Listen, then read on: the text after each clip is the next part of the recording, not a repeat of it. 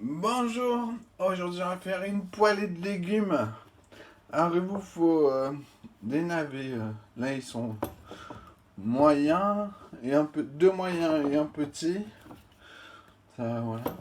Ensuite il vous faut 4 courgettes moyennes, pas les grosses avec des pépins dedans. Il faut prendre les... Voilà, ça fait... Ensuite il vous faut des carottes presque normales, elles sont un peu petites. 1, 2, 3, 4, 5, 6, 8 carottes. 8 carottes. Ensuite, il vous faut 5 oignons normaux. Et, et des patates. Bon, elles sont assez ça, c'est la plus grosse. Enfin bon, des moyennes à peu près comme celle-là. Voilà, il en faut 5, 7, 8. Allez, on épluche tout. Ensuite, vous lavez les légumes dans un bac d'eau froide et vous changez l'eau une fois. Maintenant, on fait les pommes de terre. Alors, vous les taillez en frites, vous tournez d'un quart et vous taillez en cubes. Ensuite, vous mettez les pommes de terre dans un sautoir avec de l'eau chaude du robinet, le couvercle, sur le plus gros des feux, à fond.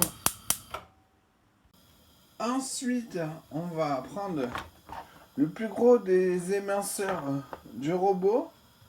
On va émincer les navets et les carottes, mais les garder séparément. Voilà. Ensuite, pareil pour les oignons.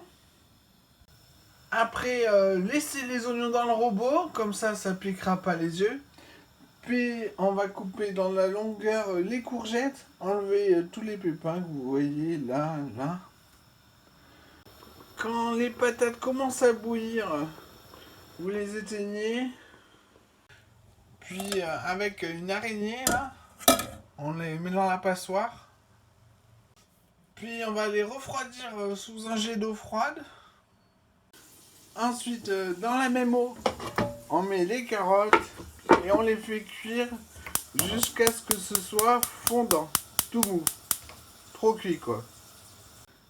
Ensuite, les courgettes, ça, vous mettez dans la soupe ou vous jetez, si vous ne mangez pas de soupe. Et maintenant, on va les tailler. Alors, dans la longueur, puis on les rassemble et on les coupe en cubes. Ah, c'est bien gros quand même. Presque 2 cm. Une fois refroidies au frigo, les patates. Quand les carottes sont complètement molles, vous éteignez le feu. Avec l'écumeur, vous débarrassez dans la passoire ou une araignée là. Puis vous les refroidissez sous un jet d'eau froide. Puis toujours dans la même eau, on va faire cuire les navets jusqu'à ce qu'ils soient croquants. Alors pour les carottes, la cuisson, regardez, c'est voilà, c'est de la... Oh, enfin, ça s'écrase facilement. C'est ça qu'il faut. On les met dans un autre plat que les patates au frigo. Ça y est, c'est croquant. Il n'y a plus d'amertume. Avec une araignée, une écumoire, on met dans une passoire. Puis on refroidit sous un jet d'eau froide. Si jamais vous goûtez qu'il reste de l'amertume, il faut encore laisser cuire. Ils sont souples, vous voyez. Bon. Quant au bouillon, on a besoin du sautoir. On le met dans une petite casserole. On va le faire réduire jusqu'à ce que ce soit corsé. Ensuite, le sautoir, vous le faites chauffer jusqu'à ce qu'il n'y ait plus du tout d'eau. Vous mettez de l'huile d'olive, un petit peu. Et on va mettre les courgettes dedans. Remuer de temps en temps. Une fois les navets refroidis, mettez-les avec les carottes au frigo. Une fois les courgettes croquantes sur l'extérieur, pas l'intérieur, c'est... Vous pouvez arrêter la cuisson, mettre dans le chinois une casserole pour récupérer l'huile.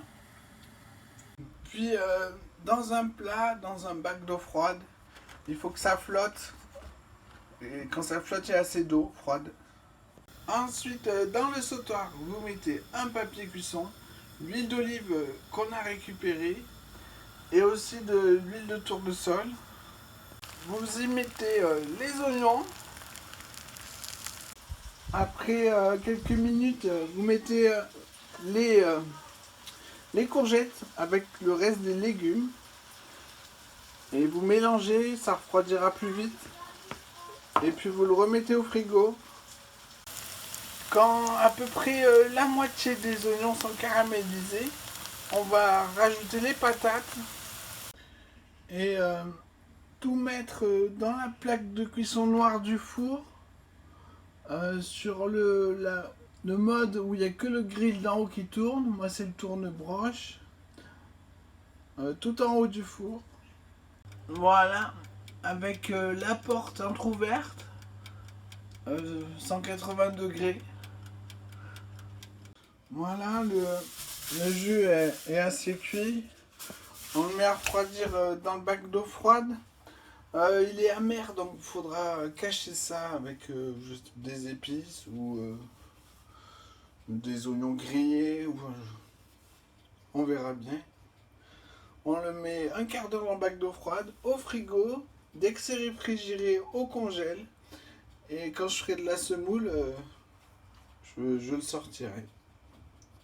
Voilà, alors il faut mélanger à chaque fois que ça gratine au-dessus là. Quand les patates sont cuites, vous les mettez dans un grand saladier, un baquet. On met sel, poivre, on mélange, on goûte, on recommence si nécessaire. On va aussi rajouter du persil, 2 cuillères à soupe bombées, ou plus si vous voulez. Et voilà, bon appétit!